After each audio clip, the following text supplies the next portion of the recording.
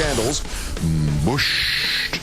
Number 3, support the troops gate, with our regular reminder that support the troops is just a catchphrase and does not actually guarantee any support for the troops by the Bush administration. You doubtless heard that the kind of mold problem, which previously afflicted the Wounded Vets Center at Walter Reed in Washington, had appeared anew at Fort Sill in Oklahoma. Social Services Director Chuck Roeder finally had enough of the appalling conditions for our heroes and went to the media. The day the story hit the news, Roeder was suddenly no longer the Social Services Director at Fort Sill.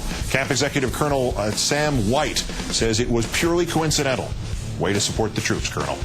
Number 2, the phony war against Terrorgate Civilian Division. A couple has now sued the full array of U.S. government agencies, saying they have been put on the no-fly terrorist watch list, are not being given any reason why, and they have no right of appeal. The husband is named Eric Sherfin. He converted to Islam in the mid-1990s and married a woman from Pakistan. He is a U.S. commercial airline pilot, and since he is on the no-fly list, guess what? His employers, Colgan Air, really has to kind of fire him on September 1st.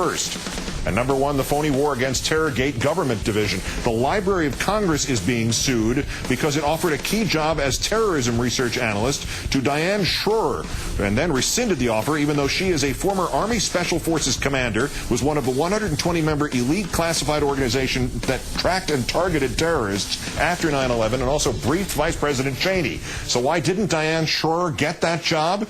Because when she did all that, she was still David Schroer and had not yet begun her medical transition from man to woman. Schroer told the Library of Congress people about the sex change during the interview. He even brought pictures of herself dressed in women's clothing and makeup so that the Library of Congress job interviewer would have no fear that she'd look unusual or distracting. We're talking about a desk job in counter-terror research at the Library of Congress, not a commando trying to go over a wall in high heels. And the applicant had a better resume than the Secretary of Homeland Security. And you nitwits are more worried about his or her gender or how it's changed. If there is a true need for an all-consuming war on terror, you should be asking anybody with the slightest qualifications to help. You should be pleading with them. If there is a true need for an all-consuming war on terror, the best candidate should get the job. I don't care if it's a bear on roller skates smoking a cigar.